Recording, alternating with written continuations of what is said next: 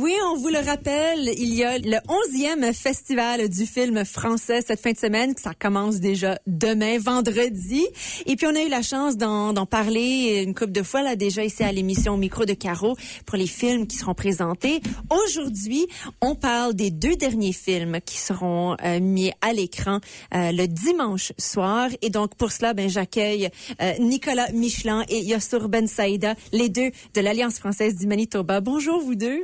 Bonjour Caroline, salut. Oh, je vais te demander de mettre le micro devant, voilà, pour qu'on puisse t'entendre. Bonjour Yassour. Donc, nous sommes déjà rendus à notre dernière chronique ensemble pour parler des films.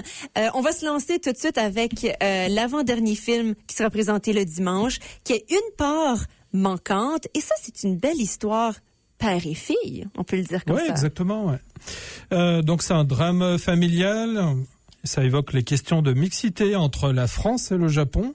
Et puis, sont évoqués également les défis interculturels que cela peut avoir. Un film de Guillaume Senet de 2024 et d'une durée de 1h38. On y retrouve Romain Duris, et un acteur français qui avait été reconnu dans beaucoup de films, dont L'Auberge espagnole, vous vous souvenez. Alors, cette fois, une part manquante, c'est vraiment un voyage vers le soleil levant. Au Japon. C'est l'histoire de Jérôme, un chauffeur de taxi français à Tokyo. Et Jérôme, alors là-bas, il se fait appeler Jay-san. San, c'est un sobriquet qu'on ajoute au prénom. C'est un signe de respect, hein. Vraiment, comme on dirait Caroline San. Ah, d'accord. Ouais. Et il est séparé de sa femme japonaise Keiko depuis 9 ans. Pendant ces 9 ans, il n'a pas eu une seule fois la garde de sa fille métisse, Lily, qu'il a eu avec Keiko.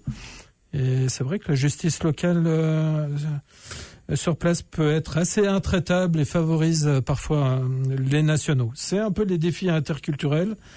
Et Jérôme, découragé, là des requêtes sans succès, il s'apprête à rentrer en France lorsque soudain, sa fille saute dans un taxi par un heureux hasard, mais elle ne le reconnaît pas. Elle ne reconnaît pas Jérôme. Donc, qu'est-ce qui va s'en suivre ? C'est l'épilogue, justement.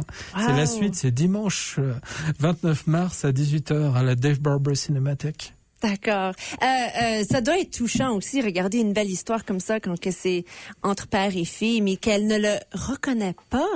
Ça veut dire que ça fait des années qu'ils ne se sont pas vus puis qu'ils ont perdu cette relation qu'ils avaient exactement. dans le passé. Donc, qu'est-ce qui va s'en suivre, justement? Ouais. On le saura dans le prochain épisode. C'est bon. Dimanche, il faut acheter des billets ou gagner une paire de billets pour aller découvrir la suite. Ouais, exactement. Voilà. Et le tout dernier film présenté à la Cinémathèque, c'est Jean Valjean. Oui. En fait, Jean Valjean, ça sera le film de clôture. On termine en beauté. Donc, c'est une adaptation spectaculaire de Victor Hugo, réalisée par Éric Besnard.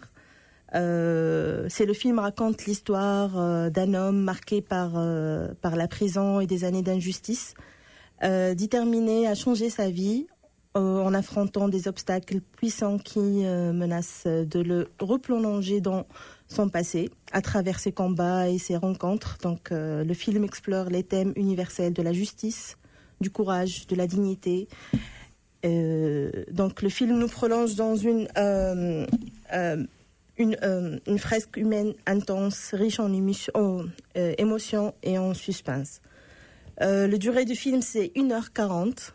Et je peux confirmer que c'est un très bon film du début jusqu'à la fin. Mm-hmm. Et c'est un très bon film qu'on a choisi pour clôturer, quand je vous ai dit, en beauté, notre French Film Festival, la 11e édition.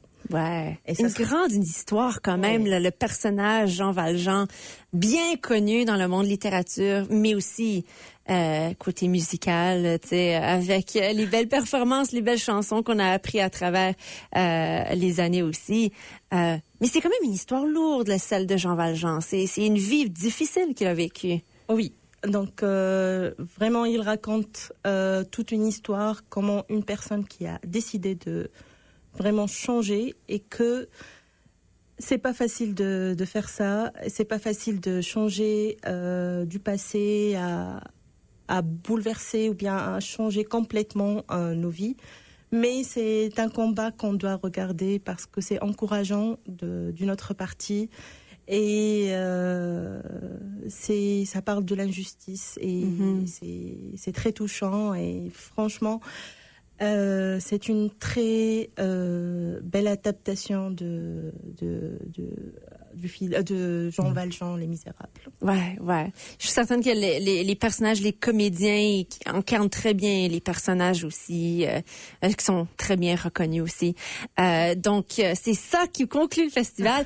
Alors, pour ceux qui nous écoutent, justement, et qui se disent, ben oui, j'aimerais bien aller voir un film en français parmi ceux qu'on a mentionnés, textez-nous au 431-999-3691. Nous avons une paire de billets pour chacun des films présentés au festival cette année.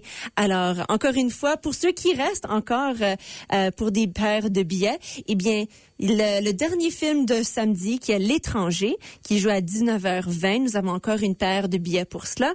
Le dimanche, les 3 films de dimanche, alors le film Fanon, qui est un film en après-midi, 14h30, et ensuite les 2 derniers, une part manquante à 18h et Jean Valjean à 20h20. N'hésitez pas, écrivez-nous. Et puis, Jean Valjean, c'est la FAFM qui commandite celui-là. Ouais. C'est génial. C'est le fun de voir des commandites pour certains des films à travers le festival. Sûr. On collabore toujours avec nos partenaires. Donc, oui, cette année aussi, on a eu pas mal de commanditaires. On est très contents pour ça. Et voilà, donc ça sera le FAFM, c'est vrai. Génial. Eh bien, Nicolas et Yossur, merci énormément de passer chaque jour cette semaine à la radio pour nous parler de ces films. Merci beaucoup. C'est toujours un plaisir. Et à bientôt au festival. À bientôt au festival. Merci beaucoup. Merci.